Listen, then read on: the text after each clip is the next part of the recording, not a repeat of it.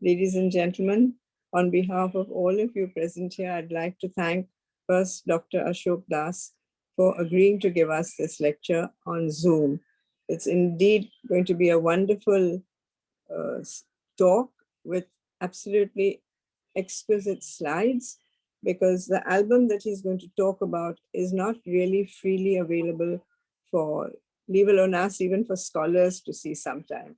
So thank you, Ashokda, for doing the Museum Society an honor once again. And I thank you on behalf of the trustees, the chairman, the director general, Mr. Sabyasachi Mukherjee, and all those who are attending the talk this evening. The topic is, as you all know, Jehangir as collector and curator. But before I launch into that, I really would like you all who are very familiar with Dr. Ashok Das to tell you what a wonderful scholar we have in our midst. It's really, really an honor. Ashok Kumar Das was the director of the Maharaja Savai Man Singh Second Museum in Jaipur. He was also a senior visiting fellow at the V&A Museum, London, Jawaharlal Nehru Fellow, Satyajit Ray Chair, Kala Bhavan, Vishwa Bharati Shantiniketan, visiting professor at the School of Arts and Aesthetics, Jawaharlal Nehru University, New Delhi, Hart Fellow, Smithsonian Institution, Getty Museum Scholar in Los Angeles, Andrew W. Mellon Fellow at the Metropolitan Museum of Art, New York, visiting scholar, Museum of Islamic Art in Doha, and the Dar al-Atelier in Kuwait, and Tagore National Fellow at the Indian Museum, Kolkata. He's a trustee of the Nehru Trust for the Indian collection of the V&A, that is the Victoria and Albert Museum. The thrust areas of his research and publication are Mughal and Rajasthani art and culture, museology and history, on which he has published more than 60 books, portfolios, research papers, popular articles, and book reviews in leading Indian and foreign art journals. His monograph on the great Mughal natural history painter, Ustād Manṣūr, was published just last year. So we have one of the most amazing scholars in our midst today. I'd just like to end by saying a few words about what we're going to see this evening, and what Ashok Da has planned for us. Is Jehangir as collector and curator, the Gulshan album. The Muraqqah Gulshan, that is the Gulshan album, in the library of the Gulistan Palace in Tehran, preserves a considerable part of rare calligraphic specimens and paintings of celebrated Persian masters, along with European engravings collected by Emperor Jehangir from his princely days. It was planned and completed in such a masterful manner that would marvel a modern curator today. It's just a brief presentation. The story will unfold of the collection, conservation, compilation, utilization, and immense importance of this grand album that has remained mostly unstudied and very, I'm sorry to say, unpublished as well. So I'll hand you over to Ashok Da, Dr. Das. We're looking forward to this evening. And those of you who are joining us, a very, very warm welcome to you from whichever part of the city or the country or abroad that you may be, and sit back and enjoy the evening. It's been a pleasure to host this event. Back to you, Jason, and over to Dr. Ashok Das. Thank you so much. Good evening. Thank you very much, Dr. Firoza Godrej and Dr. Sabyasachi Mukherjee and others for inviting me to present whatever I wanted to speak on the Gulshan album this evening. I'm sorry I could not see all of you, but I can feel your presence. Before I start speaking about the Gulshan album and about Jehangir's interest and how he put everything that has been compared to a museum curator, I would like to say a few words about my own interest in this particular subject. Years back, it's almost 6 decades back, when I started working on Jehangir painting, I soon realized that one of the most important sources of my study is this particular album, which is lying, virtually unpublished at that point of time in the Gulistan, in the library of the Gulistan Palace in Tehran. That information we knew from its first publication, part of it, in the exhibition of Persian art at the Burlington House, London in 1931. It was one of the, most comprehensive exhibition of its kind at that time. And 3 years later, a book was published by Arnold, Wilkinson, and Gray. And there was a short account of the Gulshan album. But at that point of time, the interest was mainly on the content of the album that related to Persian art, because the exhibition was on Persian art. And soon after, J.V.S. Wilkinson and Basil Gray published a short but extremely important and informative article in the Burlington magazine about the Indian material, also the European material that were there. During my study, at that point of time, I'm speaking of 1964 to 67, I had to write on the album making and the contents of the album of Jehangir in a comprehensive manner in order to study the development of Jehangiri painting. But as you would realize, as the album was unpublished and the material was far away in Tehran and I had no access to it, so I had to depend on all kinds of second-hand sources. The album, or parts of the album, were exhibited in the 1950s in different locations of Europe and the USA. But unfortunately, there was no catalog. But there was only one part when it came to Boston.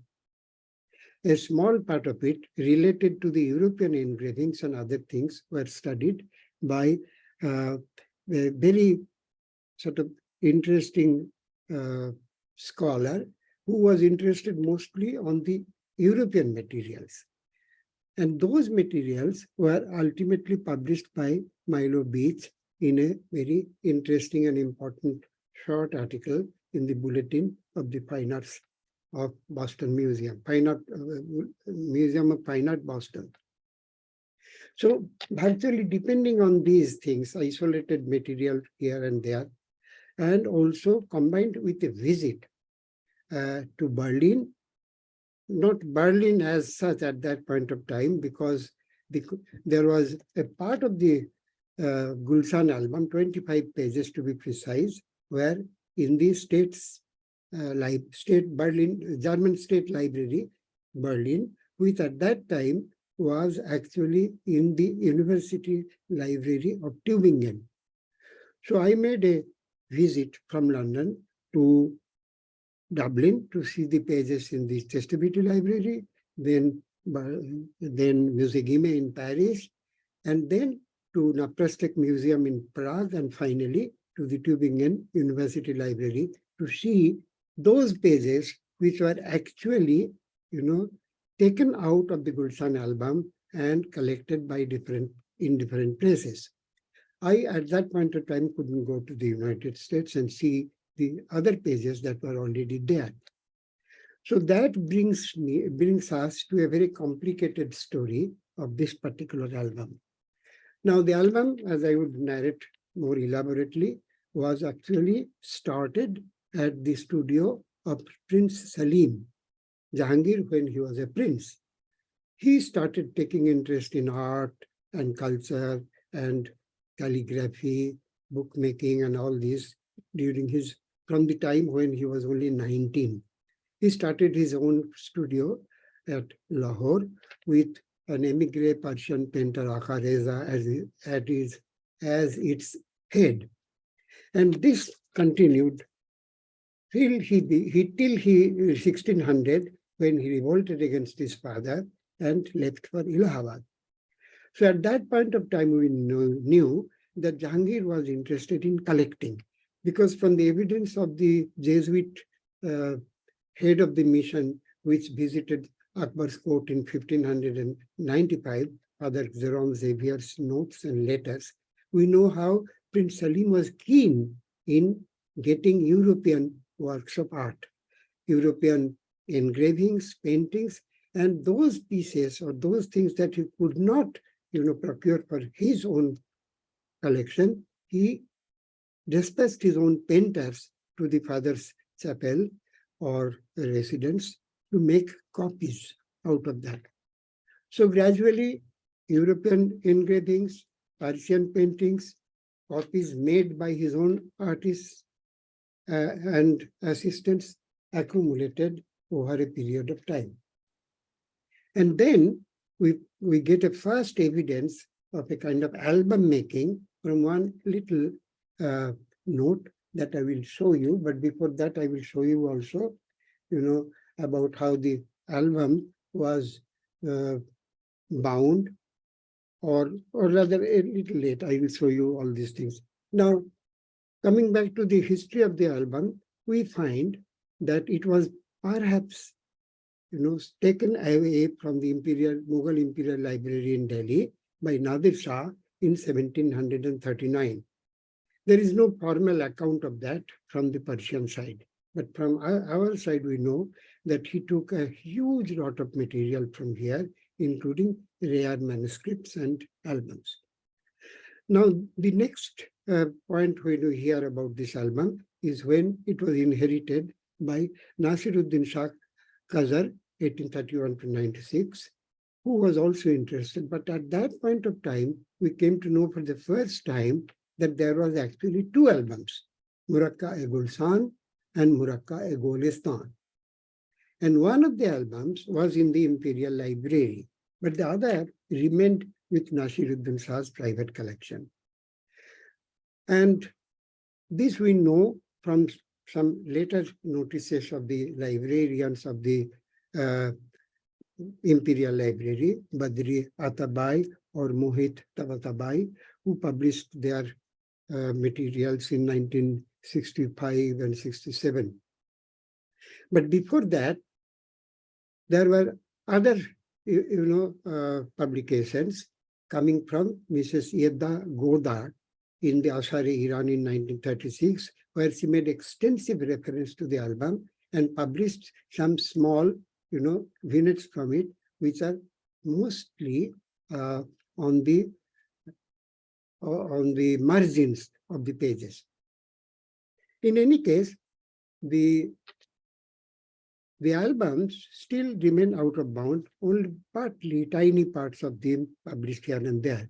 I mean, if we consider that the Muraqqah Gulshan had more than 140 pages, and how many pages the Muraqqah Gulistan continued, we don't know. But when we first encountered them in the Royal Library in modern times, there is only one album that is called the Muraqqah Gulshan. There is no evidence of the Muraqqah Gulistan excepting some, colophon notes and other references. So all these pages were mixed up. And now the whole thing is known as the Muraqqah Gulshan, though there are two separate entries in the library records, Muraqqah Gulshan and Muraqqah Gulistan. Now, without confusing you further, we will stick to the point that we are dealing with, the Muraqqah Gulshan, which may contain pages from the other album also. We don't know. Now, recently, since I became interested and included one chapter in my own dissertation, but again, based on those very indirect source materials, so I was not completely aware of the rich content of this particular album. Now, I mentioned about the Berlin album. Now, the Berlin album in the German State Library, even now, it has got that album. It was fully published in 1924 by Ernst Kuhnel and Hermann Goetz, and in German, and then an English translation in 26. Now these they became very widely, known throughout the world, because the book was published in a lavish way with monochrome paintings as well as some beautiful color paintings. So when I got the first opportunity to see, I noticed that there are not all the pages were published by Kuhnel and Goetz, but even in those 25 pages, it was enough to give an impression about the richness of the material collected by Jehangir. And then, Salim, before he became Jehangir in 1605, when he ascended the throne after his father's death. Now, the richness is, I will come to that point right now, but just before ending the story of the complicated story of the album, I would mention two things, that pages from the albums are the album in its present content is completely, topsy-turvy manner. The pages are not in proper order.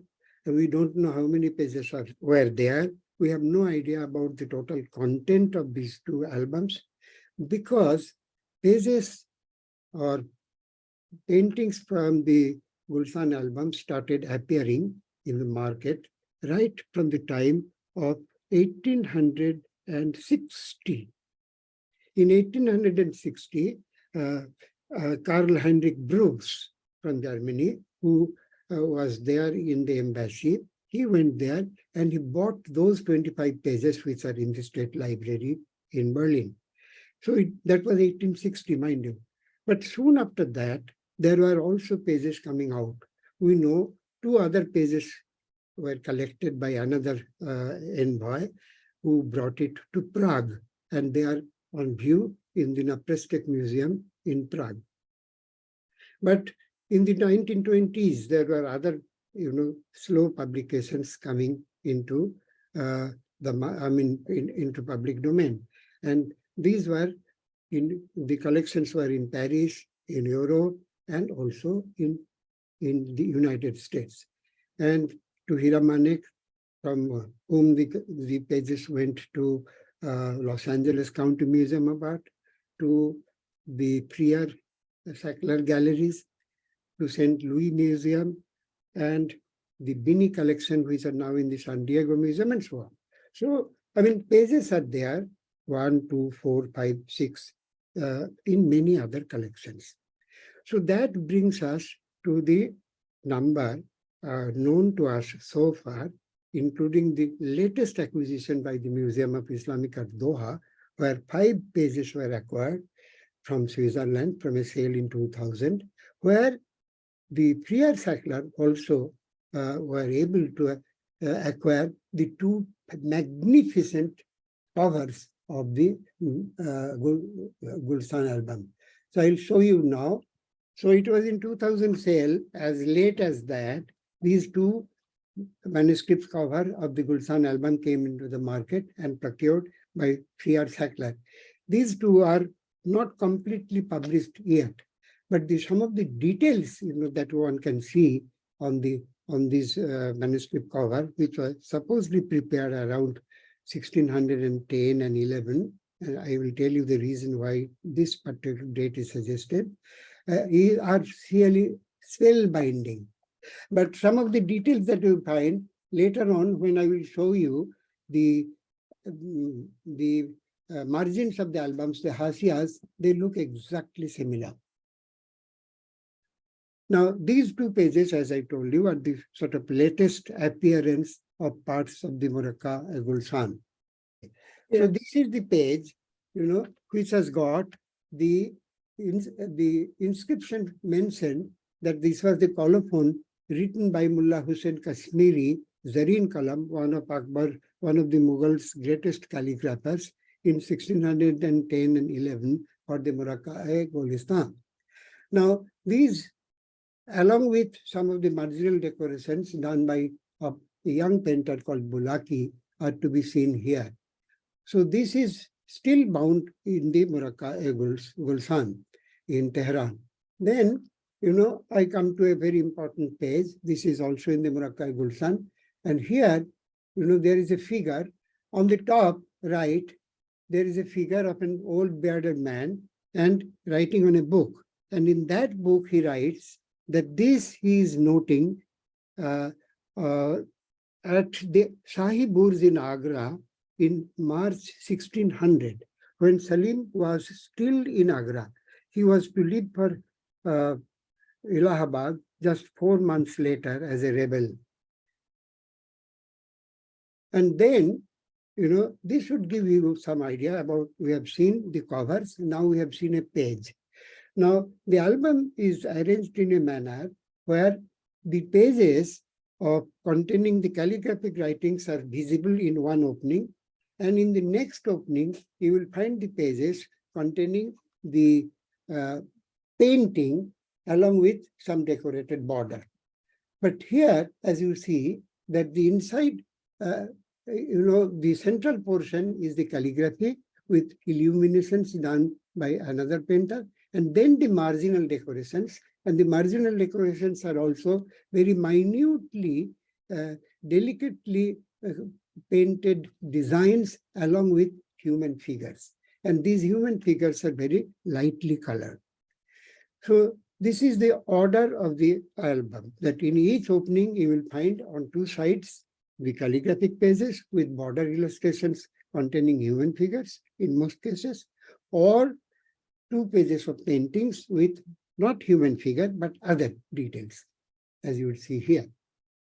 Now, when Jehangir accumulated a large body of material, as I just mentioned, he collected European engravings, got some of them again copied by his own painters. Then he collected rare Persian masterpieces that came to the Mughal court. And then he also inherited the large collection of calligraphic passages, calligraphic writings, and other manuscripts and other things from his father's studio. So ultimately, when he went to Allahabad and worked there for 4 years, the album making was in full force. We know this because my friend and fellow scholar Milo Beach is working on this particular aspect for over a long period of time. He is actually, very much interested and involved with the Gulshan album and tried to publish it as a facsimile volume and also have an exhibition in Tehran as well as in the United States. But unfortunately, that didn't materialize. But it still remains a kind of distant dream. But he is nevertheless working on it and making very interesting observations and studies by minutely examining the pages. We were very fortunate that in 2000, we could go to Tehran. I also accompanied that international group of scholars visiting there and spent a week looking at the pages. And it was amazing, unbelievable, the rich contents. And that's the reason why I think that the Gulshan album contains some of the finest material of Persian, Mughal, as well as late 16th century European engravings coming from Antwerp, Amsterdam, and Paris, brought by the Jesuits to the Mughal court. Now, this particular assemblage of material were actually organized in this album. And that's why the album is of such supreme importance. Now I will show you, that the content of the album. Now, it contains material from, great Persian masterpieces, as for example, this particular one is coming from the brush of the great painter Kamaluddin Behzad, and he painted it as per the inscription, inscribed panel at the ripe age of 70. Now this, we don't know when it came to the Mughal court. This is an absolutely marvelous work And it is slightly increased in size, as you would see on the top part, because while arranging the album, Jehangir, had a wide margin, and the margins were decorated in gold and other colors. Sometimes they contain colored papers on both sides. Sometimes it's blue, sometimes it's green, sometimes mauve, like that. And then in the center, the painting. And this continued, and there are Persian masterpieces, as I told you, and including this one, which is visible in the Berlin part of the album. Unfortunately, this painting is still unattributed. We don't know who actually painted it, but it's a exceptionally fine work from the Shah Tahmasp studio. And again, you would find how the borders are decorated. So this is the manner in which the arrangement was made, at a great cost, through the help of some of the finest illuminators, illustrators, and painters who were at work. Initially, the work was entrusted to Aka Reza. And as I mentioned, that Aka Reza was the head of the studio when Jehangir actually founded his own atelier at the age of only 19. And at that time, it was mostly collecting and arranging them. The idea of making a grand album perhaps came to him, around about 1600 or somewhat before that. And it went on during the days when he was in Allahabad, and later on, when he moved from Allahabad to Agra after his father's illness and death, and becoming the emperor in 1605. And then I'm now concentrating mostly on the paintings, and also while discussing the paintings, I'll mention, how much care was taken and how much attention was paid to make this album as one of its own kind. That's a sort of unique painting, unique work of art. And why it's important for us, for the students of Persian art, as well as European art coming to the distant lands, and how these paintings were studied, copied, and how their portions from them were also incorporated in the body of Mughal painting, and how the entire structure, style, and technique of Mughal painting underwent change. So these things all began, in Akbar's studio towards the end of the 17th century, and more so in Salim and Jehangir's studio. Now, this particular page contains a work which is unfortunately not signed, but very firmly attributed to Mir Sayyad Ali by Soren Melikian, who worked on it and exhibited it also a few years back in Paris in an exhibition, as well as by Milo Beach and John Seiler. So this is believed to be from the brush of Mir Sayyad Ali. Now, Mir Sayyad Ali was recruited by Humayun from Persia along with three other painters, Khaja Abdul Samad, Dust Muhammad, and Darwish Muhammad. All of them came first to Kabul and ultimately perhaps traveled to Agra, to Delhi, and finally Agra with them. So this work is from the Gulshan album, where we find there are actually two different subjects but merged into one. And this is why, Jehangir's interest as a kind of what we called curation as a museum curator. How he played that role, because he not only wanted to show the paintings, but also show them in a manner in which they would be incorporated with a meaningful, exhibition display procedure. And here we find that the painting on the top which is attributed to Mir Sayyad Ali. The bottom one we don't know, maybe by him, but we have not studied it properly. And the illustration is also not very sharp. But what is interesting is that Milo Beach suggested that these are the marginal decorations have got very close similarity with another work in the same album signed by Ustād Manṣūr that I will show you later. So this particular, that means, we have Mir Sayyid Ali and another painting, both grouped together, very beautifully merged with them with imposed paintings and some details of extension, and then put in a frame, and then the marginal decorations in 2 tones of gold on a brown paper. Now, next one is from Khaja Abdul Samad, who accompanied Humayun along with Dost Muhammad, Mir Sayyid Ali, and others. Now, this particular painting is fairly well known. It was exhibited in the 1931 Paris Burlington exhibition and published at that time. It is a signed work of Khaja Abdul Samad. And here, the interesting part is that Humayun is sitting there on a tree house, and he had those novel ideas at different points of time. And there, young Akbar is presenting a painting to him. And the painting is actually a very miniaturized version of the entire composition.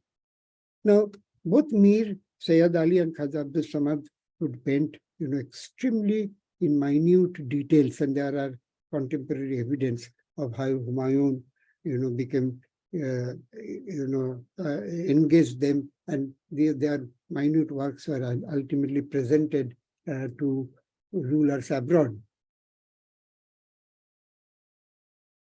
And there, perhaps this is the self-portrait of Khaja Abdul Samad. So this has got many other details. I'm not going into that. This is not the place, but this particular miniature is one of the finest, productions of the time, and one of the most brilliant content of this album. And here you notice that the hashiya, the marginal places are, decorated with golden traceries along with birds in multicolor. So this is one feature which we find repeated in all the pages, or most of the pages containing images. Now, this is another work of Khaja Abdul Samad, only the central part of it, but it was substantially, enlarged by his son, Muhammad Sharif, whose inscription and signature are to be found here. So here, this is the manner in which the album was ultimately, set, that there would be in the central position a painting. If it is small, it would be either some additions should be made to it, or some enlargements, from either one up or down, or on all sides should be there, in keeping with the theme of the painting, original painting. And then the borders and sometimes calligraphic panels are also added to fill up the blank space. Because facing it would be another page having a kind of similar arrangement. So that was, the whole thing. Now, this particular page is from the Berlin part of the Gulshan album, and which is we roughly, sometimes called the Berlin album. And this is a very important page, quite a large composition, virtually, occupying the entire surface of the page. And the pages are not very small. The pages are about 42, I'll tell you exactly.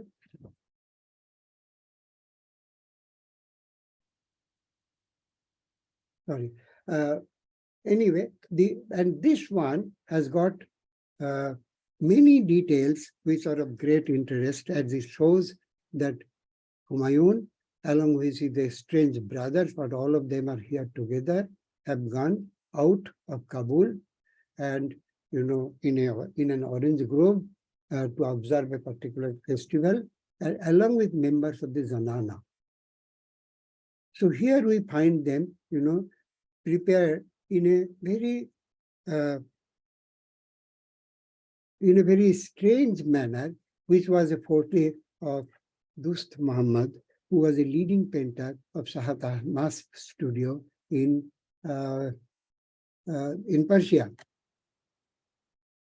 Now we come to another very important Persian painter who came to Akbar's court in 1585, called Farrukh Beg. We find the name, and roughly at about that time also came Aka Reza, who joined Prince Salim's studio. Now about Farrukh Beg, there are so many studies, so many controversial situation, because we cannot follow his sojourn at the Mughal court. There is one particular school of, and most people believe that he traveled to the court of Ibrahim Adil Shah in Deccan, in Bijapur, and then again he returned to the Mughal court to work for Jehangir. But he had a very distinctive style, and this particular painting is one of the sort of master works of Farrukh Beg. So Farrukh Beg also lived fairly long, and a large group of paintings, which bear the inscriptions that they were all painted by Farrukh Beg when he was 17. So this one, the prince, unidentified prince with a white falcon. And again, the space filling was done because the original image is not very large. And then you find that the ornamentations in the page. Now, Farrukh Beg, also there is a very important page, which are from Farrukh Beg's brass, and there is an inscription on the top and also on at the bottom, where it mentions that the painting is of Ibrahim Adil Shah of Bijapur, along with his courtiers, and he is playing his favorite string instrument. And along with other details, plus there are two European engraving taken from series S, published from Antwerp at that point of time, coming from the studio of Raphael Sadeler and others, whose name I will mention again. So this particular page is in the collection of the Naprostek Museum in Prague. And this came again there in Prague in the third quarter of the 19th century, around 1870 or 71. They got two pages. The other page also I will show you. Now, along with these works of Khaja Abdul Samad, Dost Muhammad, and Mir Sayyid Ali, we have also work of Indian painters, and who are very active in Mughal court. And this particular one has got very close similarity to the style of the greatest Hindu painter, whose position was just next to Khaja Abdul Samad and Mir Sayyid Ali in Abul Fazl's list of leading painters of Akbar studio, called Daswant.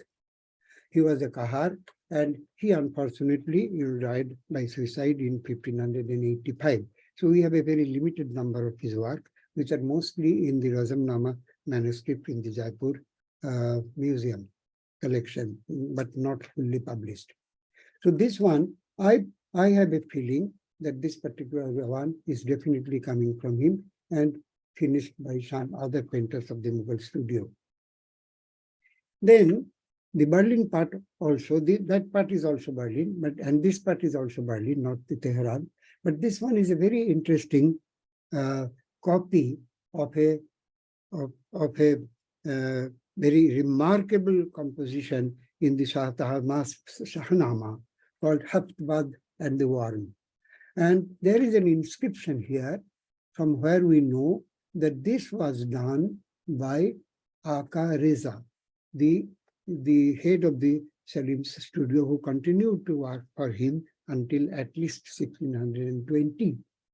So here he has followed the Persian model with, a marked difference in coloring and other details which belong to the Mughal tradition.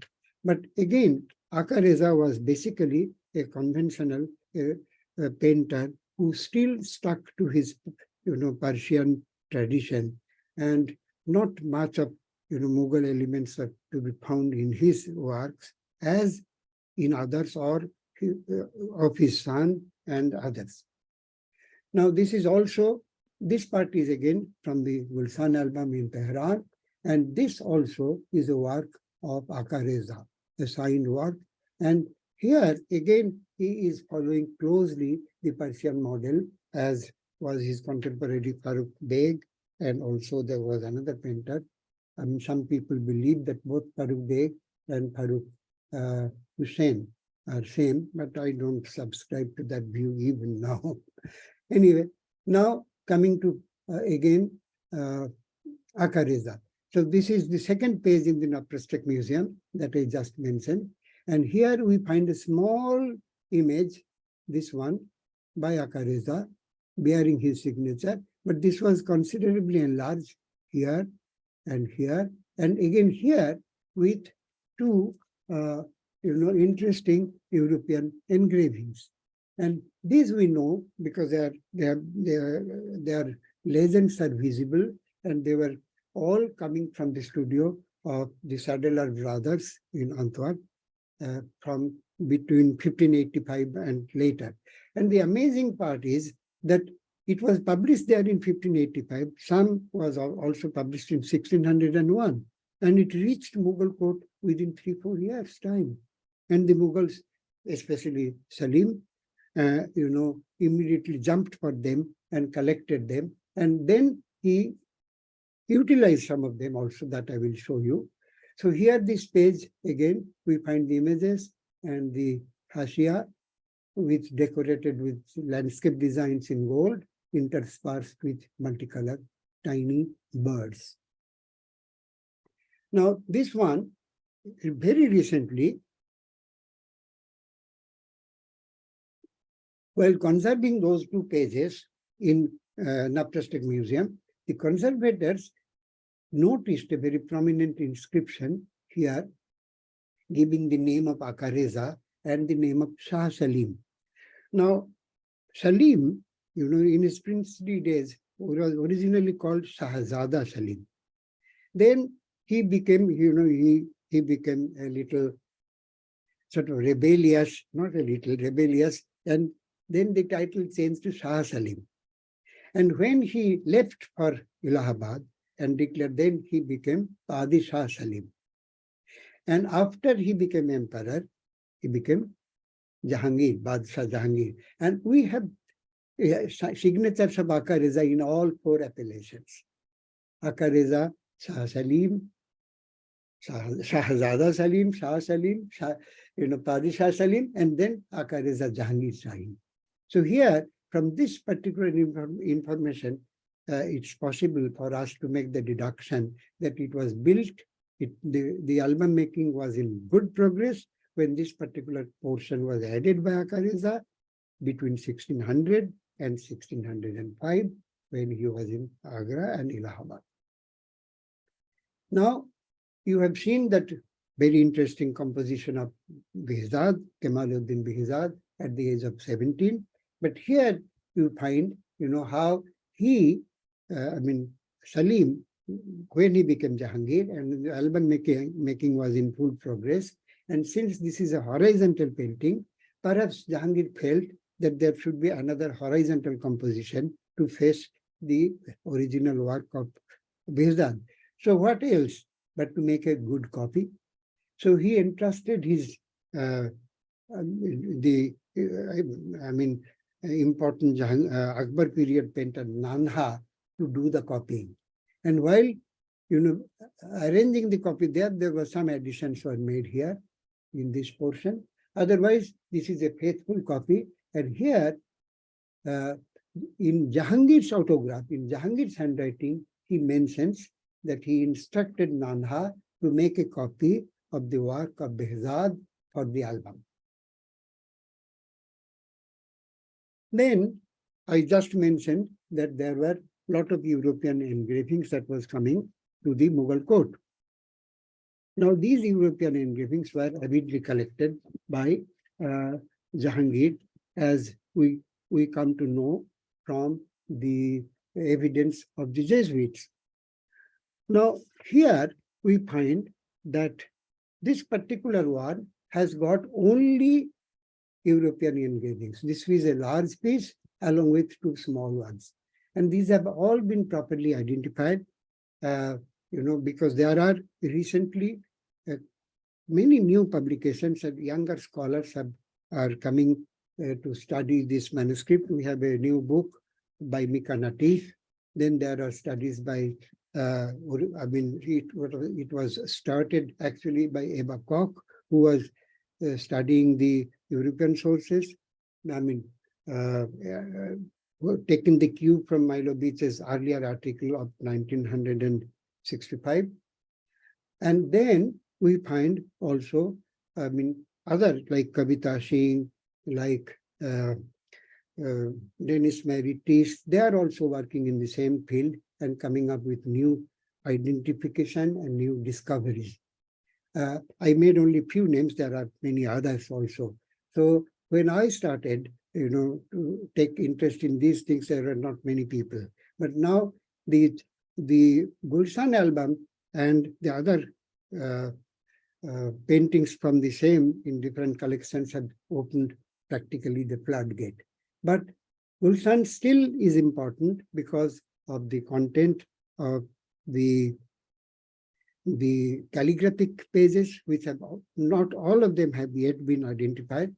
Milo is doing that work and come up with two very important papers recently in Artibus Asia. But there are other scholars also working who has got limited access to the album, and slowly they are coming up for publication. Now this one is a painting, original engraving of Raphael Sardelar, the Massacre of the Innocents, along with two small details. One is Four Evangelists, and the other one is Descent from Holy Ghost. Now, this particular page is in the Berlin part of the Gulshan album, and it shows a colored version of an engraving of Holy Family with Saint John. Now, the original engraving is by Raphael Sardelar of a work of Jan Rattenhammer. And amazingly, it was published in 1601. And it reached the Mughal court within just maybe 2-3 years' time. And then Jehangir got it, he got it not only, sometimes copied, but sometimes also hand colored. And the most amazing part of it is that the coloring is not very far from the original coloring of the work of Rattenhammer. But Jehangiri painters were actually relying on the monochrome engravings. Now, this is the engraving. So you see, they have not copied it in toto. They have taken liberties. And some of the details are also newly incorporated to put it in a kind of landscape background, unlike the European ones. So this is the way that Jehangir not only collected them, but he also used them, utilized them, not only for his own album, but also as a kind of training ground from the young artists that let them study these details. And they would automatically, come to know about certain features which were not present in Mughal painting. And gradually, like these folds of drapery, for example, or, the figures in three-quarter profile or sometimes full profile, and full profile. And all these things, plus the addition of the distant landscape and all these details were coming up slowly, but very prominently from the time of, from the later years of Akbar's studio, but now very prominently done here.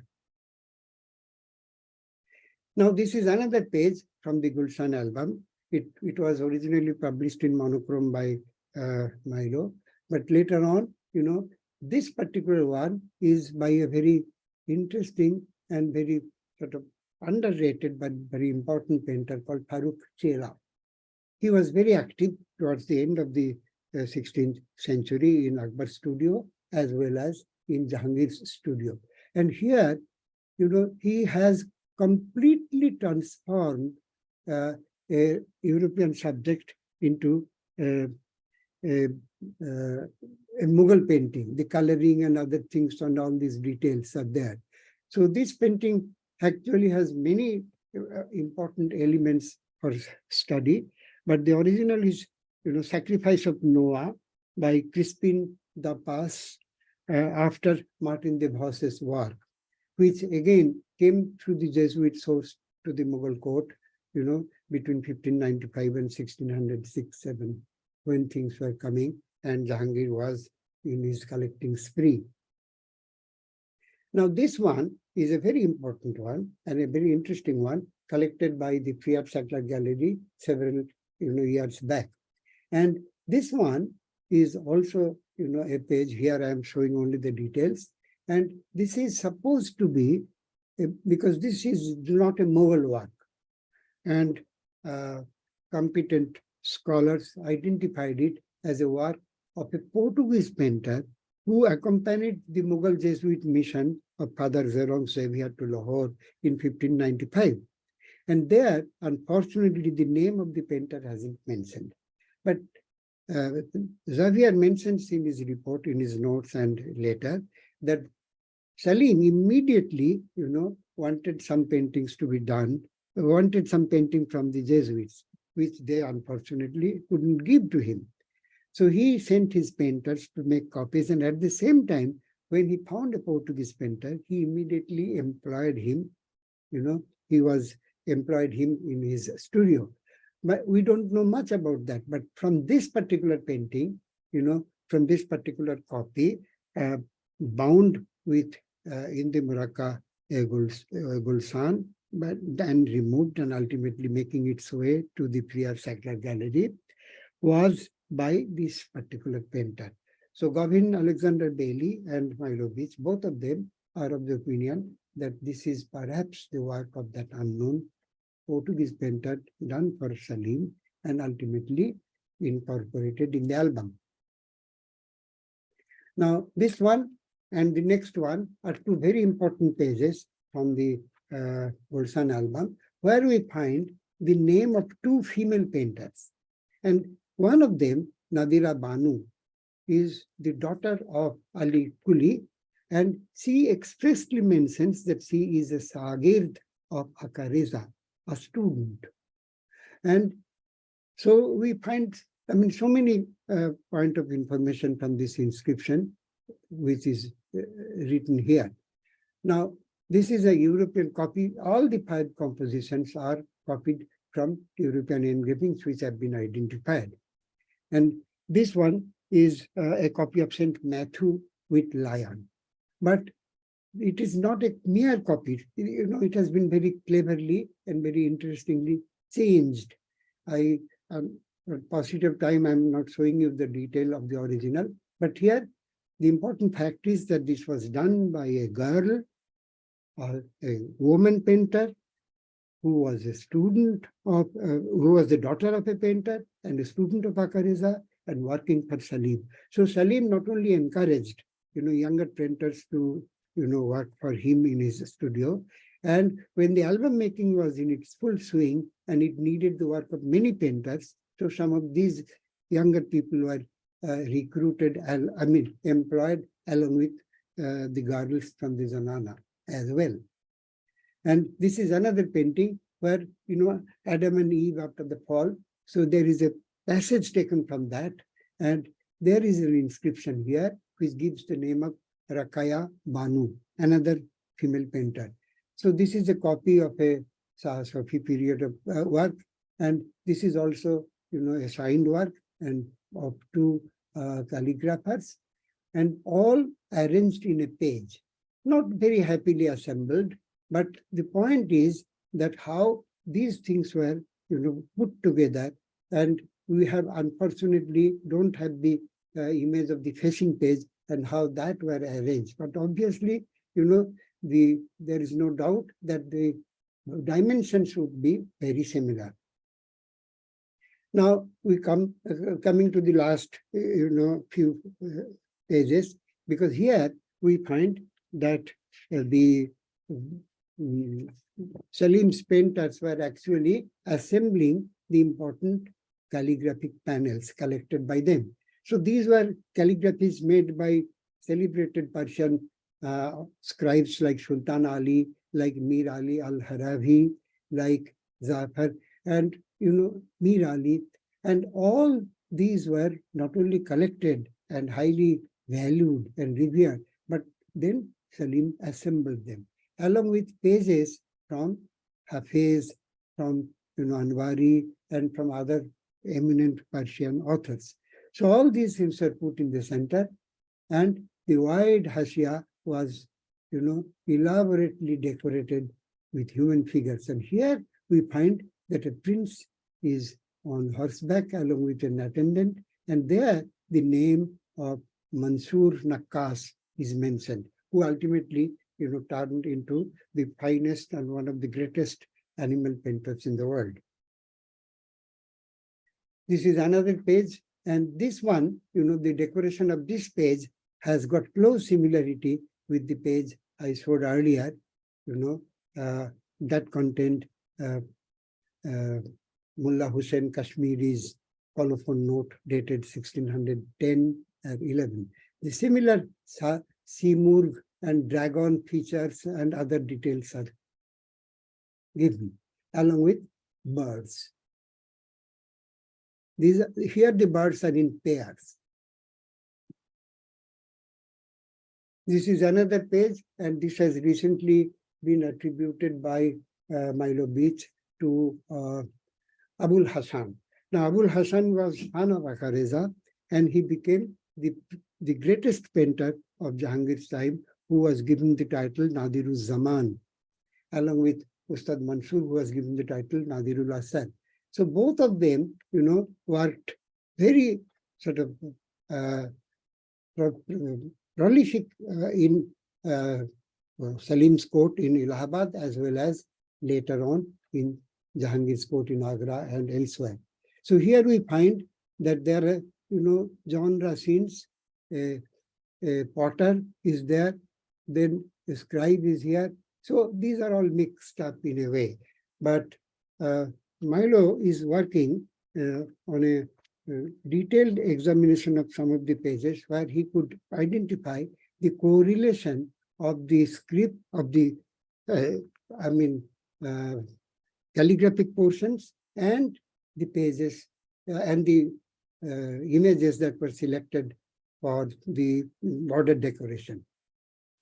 Now, this is a very important page done by a very one of the most eminent portrait painters of the Mughal court, called Daulat. So here we find that he has painted the amazingly detailed portrait in a miniature form of some of his co-workers. This is Govardhan, this is Vishandas, this is Manohar, and this is Abul Hasan, the young painter, son of Aka Reza.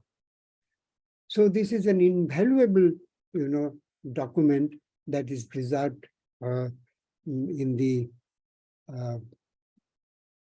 hashiya, in the margin of a calligraphic page in the Gulshan album.